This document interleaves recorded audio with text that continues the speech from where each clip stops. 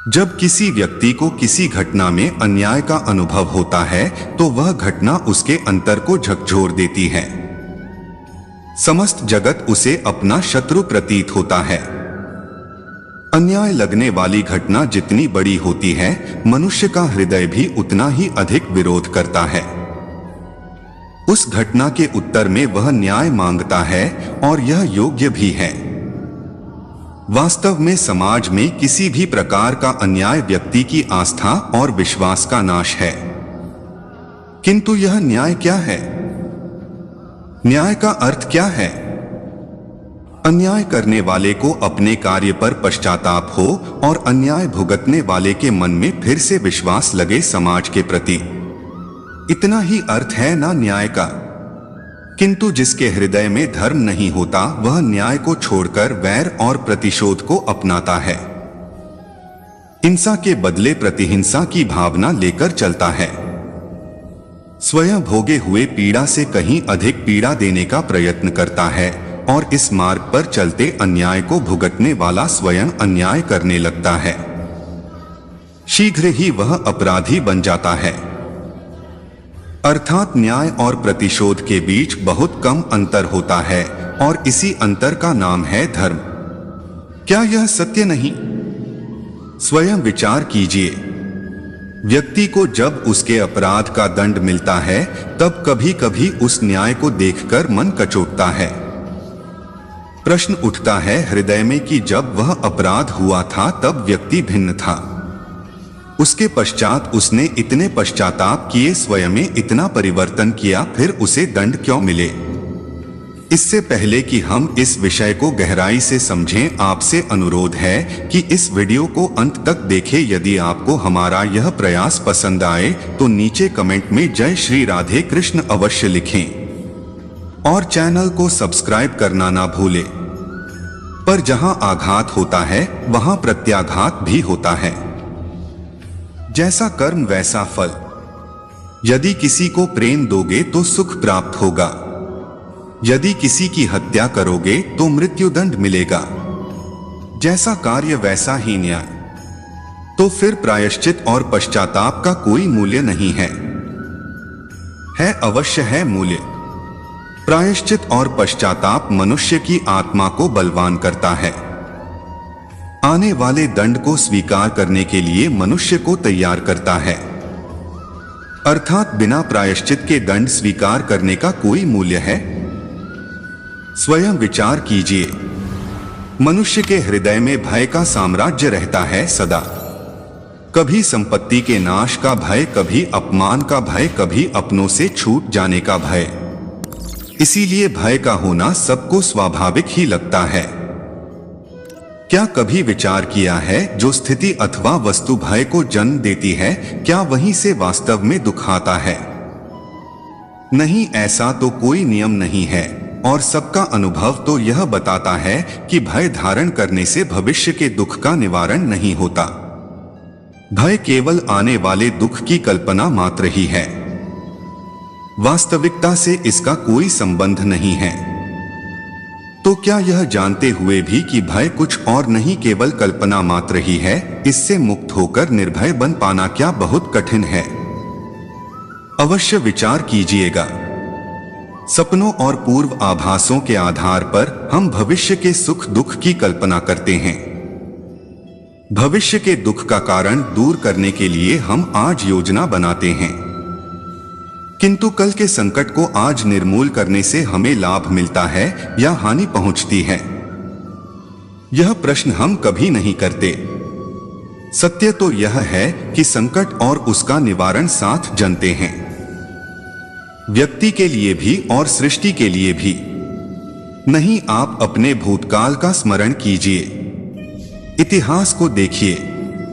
आप तुरंत ही यह जान पाएंगे कि जब जब संकट आता है तब तब उसका निवारण करने वाली शक्ति भी जन्म देती है। यही तो जगत का चलन है। वस्तुतः संकट ही शक्ति के जन्म का कारण है। प्रत्येक व्यक्ति जब संकट से निकलता है तो एक पद आगे बढ़ा हुआ होता है। अधिक समझदार आत्मविश्वास से अधिक भरा होता है, न केवल अपने लिए अपितु विश्व के लिए भी। क्या यह सत्य नहीं? वास्तव में संकट का जन्म है एक अवसर का जन्म, अपने आप को बदलने का अवसर, अपने विचारों को ऊंचाई पर करने का अवसर, अपनी आत्मा को बलवान और ज्ञानमंडित बनाने का अवसर। जो यह कर पाता है उसे कोई संकट नहीं होता, किंतु जो यह नहीं कर पाता वह तो स्वयं एक संकट है विश्व के लिए। विचार कीजिए, जीवन का हर क्षण निर्णय का क्षण होता है। प्रत्येक पद पर दूसरे पद के विषय में कोई निर्णय करना ही पड़ता है और निर्णय अपना प्रभाव छोड़ जाता है। आज किए गए निर्णय भविष्य में सुख अथवा दुख निर्मित करते हैं, न केवल अपने लिए, अपने परिवार के लिए, आने वाली पीढ़ियों के लिए। जब कोई दुविधा सामने आती है तो मन व्याकुल हो जाता है, अनिश्चय से भर जाता है। निर्णय का वह क्षण युद्ध बन जाता है और मन बन जाता है युद्ध भूमि। अधिकतर निर्णय हम दुविधा का उपाय करने के लिए नहीं, केवल मन को शांत करने के लिए लेते हैं। पर क्या कोई दौड़ते हुए भोजन कर सकता है? नहीं तो क्या युद्ध से जूझता हुआ मन कोई योग्य निर्णय ले पाएगा? वास्तव में शांत मन से जब कोई निर्णय करता है तो अपने लिए सुखद भविष्य बनाता है, किंतु अपने मन को शांत करने के लिए जब कोई निर्णय करता है तो वह व्यक्ति भविष्य में अपने लिए कांटों भरा वृक्ष लगाता है। स्वयं विचार कीजिएगा, निर्णय के क्षण में हम सदा ही किसी अन्य के सुझाव, सूचना, मंत्रणा या परामर्श को आधार बनाते हैं और हमारे भविष्य का आधार हमारे आज लिए गए निर्णय के ऊपर होता है। तो क्या हमारा भविष्य किसी अन्य के परामर्श, किसी अन्य के सुझाव का फल है? क्या हमारा संपूर्ण जीवन किसी अन्य की बुद्धि का परिणाम? क्या हमने कभी विचार किया है? सबका अनुभव है कि भिन्न भिन्न लोग एक ही स्थिति में भिन्न भिन्न परामर्श देते हैं। मंदिर में खड़ा भक्त कहता है कि दान करना चाहिए और चोर कहता है यदि अवसर मिले तो इस मूर्ति के श्रृंगार चुरा ले। धर्म से भरा हृदय धर्ममय सुझाव देता है और अधर्म से भरा हृदय अधर्म का परामर्श देता है। धर्ममय सुझाव का स्वीकार ही मनुष्य को सुख की ओर ले जाता है, किंतु ऐसे परामर्श का स्वीकार करना तभी संभव होता है जब हृदय में धर्म हो। अर्थात किसी का सुझाव अथवा परामर्श स्वीकार करने से पूर्व स्वयं अपने हृदय में धर्म को स्थापित करना क्या आवश्यक नहीं? स्वयं विचार कीजिए, मनुष्य के सारे संबंधों का आधार है अपेक्षा। पति कैसा हो जो मेरा जीवन सुख और सुविधा से भर दे, पत्नी कैसी हो जो सदैव मेरे प्रति समर्पित रहे, संतान कैसी हो जो मेरी सेवा करे, मेरा आदेश माने। मनुष्य उसी को प्रेम ही कर पाता है जो उसकी अपेक्षा पूर्ण करता है, और अपेक्षा की तो नीति ही है भंग होना। कैसे? क्योंकि अपेक्षा मनुष्य के मस्तिष्क में जन्म लेती है। कोई अन्य व्यक्ति उसकी अपेक्षाओं के बारे में जान ही नहीं पाता। पूर्ण करने की प्रमाणित इच्छा हो तब भी कोई मनुष्य किसी की अपेक्षाओं को पूर्ण नहीं कर पाता और वहां से जन्म लेता है संघर्ष। सारे संबंध संघर्ष में परिवर्तित हो जाते हैं। पर मनुष्य अपेक्षा को संबंध का आधार ना बनाए और स्वीकार करे केवल संबंध का आधार, तो क्या यह जीवन स्वयं ही सुख और शांति से नहीं भर जाएगा? स्वयं विचार कीजिएगा। कभी कभी कोई घटना मनुष्य के जीवन की सारी योजनाओं को तोड़ देती है और मनुष्य उस आघात को अपने जीवन का केंद्र मान लेता है। पर क्या भविष्य मनुष्य की योजनाओं के आधार पर निर्मित होते हैं? नहीं। जिस प्रकार किसी ऊंचे पर्वत पर सर्वप्रथम चढ़ने वाला उस पर्वत की तलहटी में बैठकर जो योजना बनाता है, क्या वही योजना उसे उस पर्वत की चोटी तक पहुंचाती है? नहीं। वास्तव में वह जैसे जैसे ऊपर चढ़ता है वैसे वैसे उसे नई नई चुनौतियां, नई नई विडंबनाएं, नई नई अवरोध मिलते हैं। प्रत्येक पद पर वह अपने अगले पद का निर्णय करता है। प्रत्येक पद पर उसे अपनी योजनाओं को बदलना पड़ता है। कहीं पुरानी योजना उसे खाई में ना ढकेल दे। वह पर्वत को अपने योग्य नहीं बना पाता, केवल स्वयं को पर्वत के योग्य बना सकता है। क्या जीवन के साथ भी ऐसा ही नहीं? जब मनुष्य जीवन में किसी एक चुनौती को, एक अवरोध को अपने जीवन का केंद्र मान लेता है, अपने जीवन की गति को ही रोक देता है, तो वह अपने जीवन में सफल नहीं बन पाता और ना ही सुख और शांति प्राप्त कर पाता। अर्थात जीवन को अपने योग्य बनाने के बदले स्वयं अपने को जीवन के योग्य बनाना ही सफलता और सुख का एकमात्र मार्ग नहीं। स्वयं विचार कीजिए, सत्ता की लालसा सबके हृदय को घेरे रहती है। प्रत्येक व्यक्ति अपना एक राष्ट्र निर्मित करने का प्रयत्न अवश्य करता है। फिर वह राष्ट्र गुरु राष्ट्र की भांति बहुत बड़ा हो या फिर अपने परिवार तक सीमित हो, वह सत्ता प्राप्त करने का प्रयास अवश्य करता है। किंतु सत्ता का वास्तविक रूप क्या है? क्या हमने कभी विचार किया है? एक मनुष्य जितने अधिक लोगों के जीवन को प्रभावित कर सके, जितने अधिक लोगों के जीवन की स्वतंत्रता पर अंकुश रख सके, उतनी ही अधिक सत्ता का अनुभव करता है। वह सत्ता का वास्तविक रूप ही है अन्य के जीवन पर स्वयं का प्रभाव। किंतु क्या वास्तविक प्रभाव प्रेम, दया, करुणा और धर्म से निर्मित नहीं होता? जब भी मनुष्य कठोरता और अधर्म से सत्ता प्राप्त करने का प्रयत्न करता है, तब वह दूसरों के हृदय में विरोध अथवा विद्रोह को जन्म देता है और परिणाम कुछ इस प्रकार। हाँ, कुछ समय के लिए वह स्वयं को प्रभावी और शक्तिशाली अवश्य पाता है, किंतु वह वास्तविक सत्ता नहीं। यही कारण है कि बृहस्पति और वशिष्ठ जैसे ऋषियों की आज भी पूजा की जाती है, रावण और हिरण्यकश्यप की नहीं। इस पर तो आप विचार अवश्य करें। सत्य कहना, समय के आरंभ से ही मनुष्य को एक प्रश्न सदा पीड़ा देता है कि वह अपने संबंधों में अधिकतम सुख और कम से कम दुख किस प्रकार प्राप्त कर सकता है। क्या आपके सारे संबंधों ने आपको संपूर्ण संतोष दिया है? विचार कीजिए। हमारा जीवन संबंधों पर आधारित, हमारी सुरक्षा संबंधों पर आधारित। इसी कारण हमारे जीवन के सारे सुखों का आधार भी संबंध है। किंतु फिर भी हमें संबंधों में ही अधिकतर दुख क्यों प्राप्त होते हैं? सदा ही संघर्ष भी संबंधों से ही उत्पन्न क्यों हो जाते हैं? कभी विचार किया है? जब कोई व्यक्ति किसी अन्य व्यक्ति के विचार अथवा कार्य को स्वीकार नहीं करता, उसमें परिवर्तन करने का प्रयत्न करता है, तो संघर्ष जन्म लेता है। अर्थात जितना अधिक अस्वीकार उतना ही अधिक संघर्ष, और जितना अधिक स्वीकार उतना ही अधिक सुख। क्या यह वास्तविकता नहीं? यदि मनुष्य स्वयं अपनी अपेक्षाओं पर अंकुश रख अपने विचारों को पर किसी अन्य व्यक्ति में परिवर्तन करने का प्रयत्न न कर स्वयं अपने भीतर परिवर्तन करने का प्रयास करें, तो क्या संबंधों में संतोष प्राप्त करना इतना कठिन? अर्थात क्या स्वीकार ही संबंध का वास्तविक अर्थ नहीं? स्वयं विचार कीजिए। दो व्यक्ति जब निकट आते हैं तो एक दूसरे के लिए सीमाएं और मर्यादाएं निर्मित करने का प्रयत्न अवश्य करते हैं।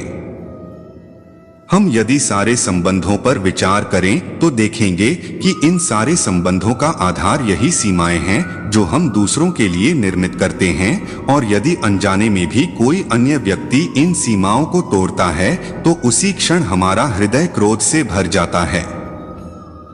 इन सीमाओं का वास्तविक रूप क्या है? क्या हमने कभी विचार किया?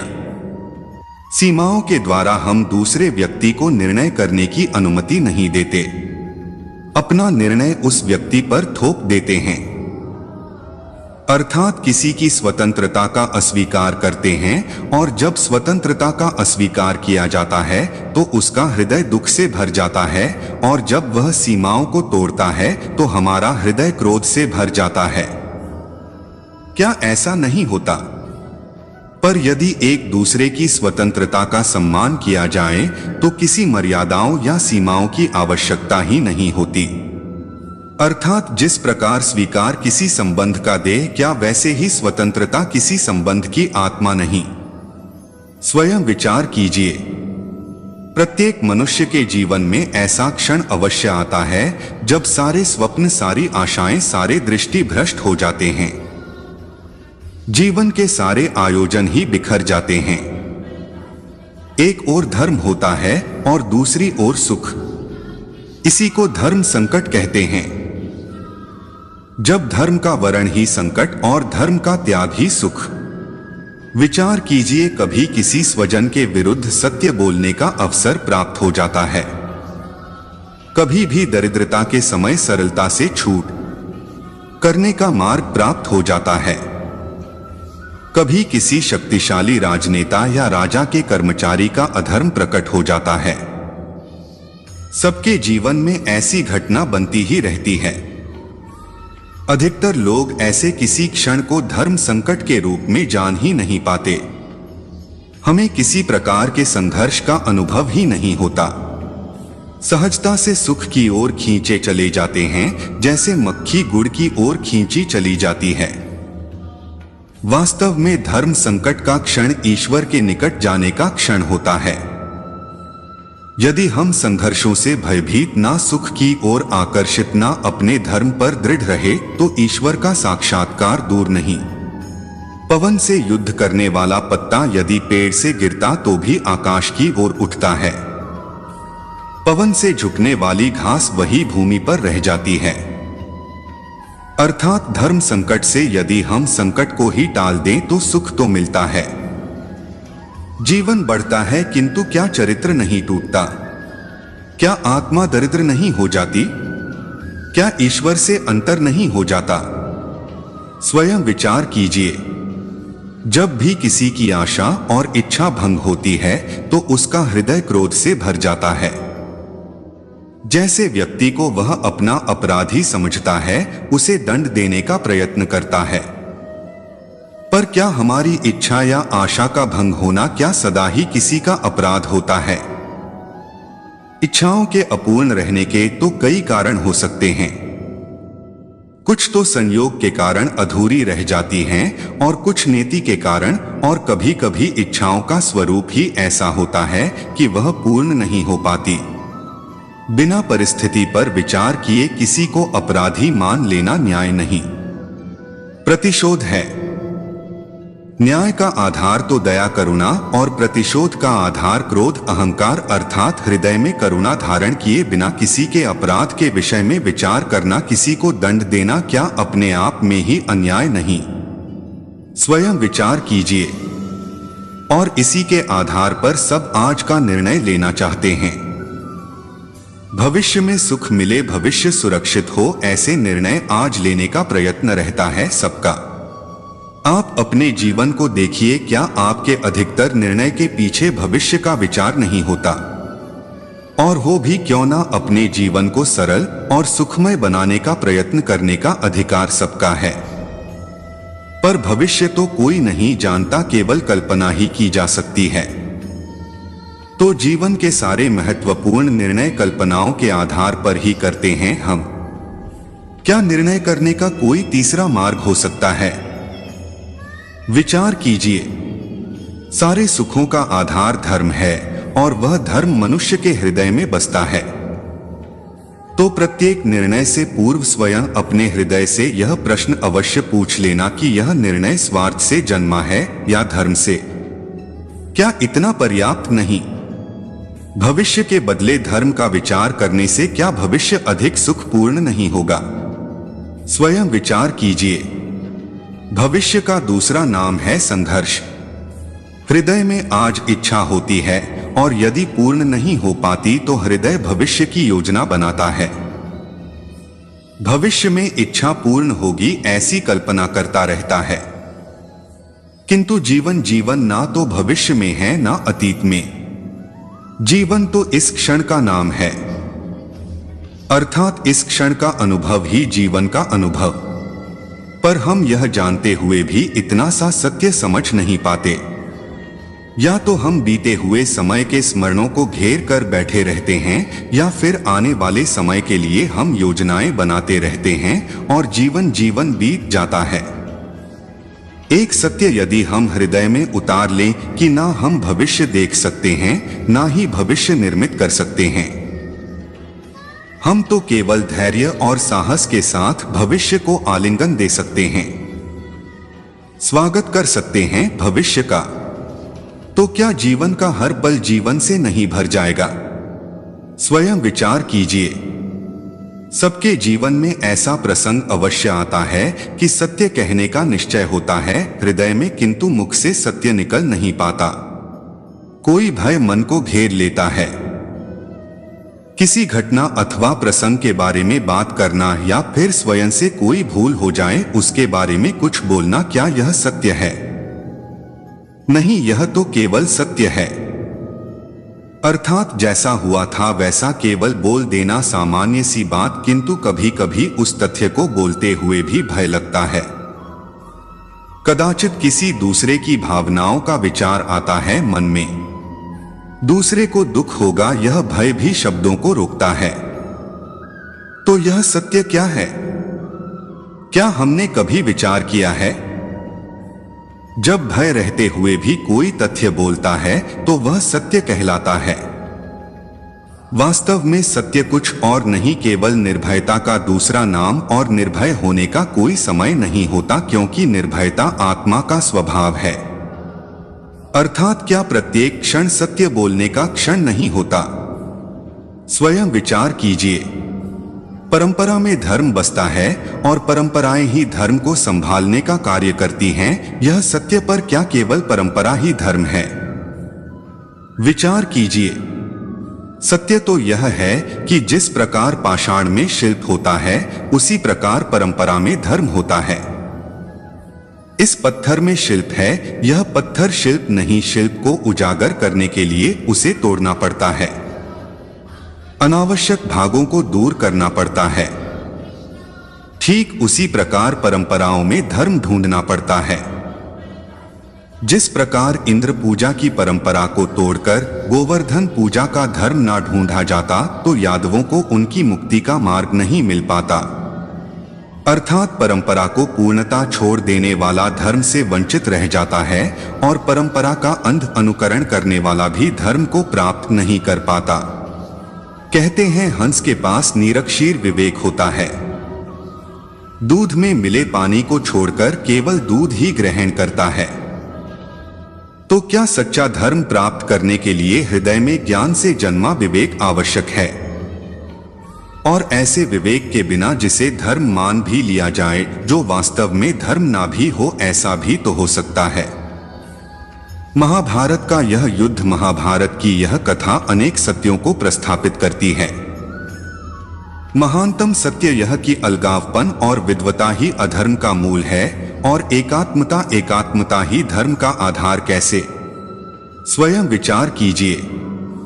मनुष्य का हृदय सुख की आशाओं से, सत्ता और संपत्ति की इच्छाओं से घिरा रहता है सदा, किंतु सामान्य रूप से मनुष्य अपने माता पिता, संतान हो, भाई बहन या पत्नी के साथ उचित व्यवहार ही करता है, कोई अन्याय नहीं करता।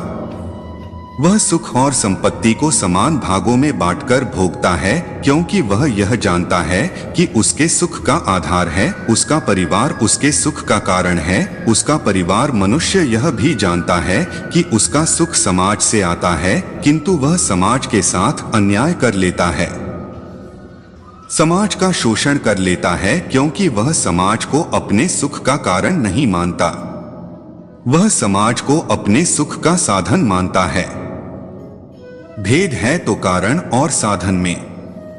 जब मनुष्य को जब यह बोध हो जाता है कि सारा संसार परमात्मा का ही रूप है, प्रत्येक जीव परमात्मा का ही अंश है, अर्थात कोई पराया नहीं, सब अपने, यह सारा संसार अपना ही है, अपना ही परिवार, तो क्रोध का कोई कारण ही नहीं रह जाता। सारे संघर्ष, सारा वैर, सारा प्रतिशोध नष्ट हो जाता है। अंतर में परमात्मा और संसार में एकात्मता, यही धर्म का मूल सिद्धांत। महाभारत की यह यात्रा क्रोध से बोध की यात्रा है। निरता से एकात्मता की यात्रा है। भूमि पर वास करने वाली प्रजा जब तक इस महाभारत की कथा को अपने स्मरणों में जीवित रखेगी तब तक ऐसा विस्फोट पुनः नहीं होगा। कोई भी शक्ति इसकी महत्ता का वस्त्र हरण नहीं कर पाएगी। इस यात्रा में मेरे साथ प्रवास करने वालों को मैं अभिनंदन देता हूं। उनके हृदय में धर्म का बीज, कल्याण, संसार का कल्याण। ओम सहनावतु। ईश्वर हमारा रक्षण करें। सहनावतु। हम सब मिलकर सुख भोगे। सहवीर्य करवावह। एक दूसरे के साथ प्रयास करें। तेजस्विनावधित मस्तु। हम सबका जीवन तेज से भर जाए। मां विद्विषाव है। परस्पर कोई द्वेष या हिंसा ना। ओम शांति शांति।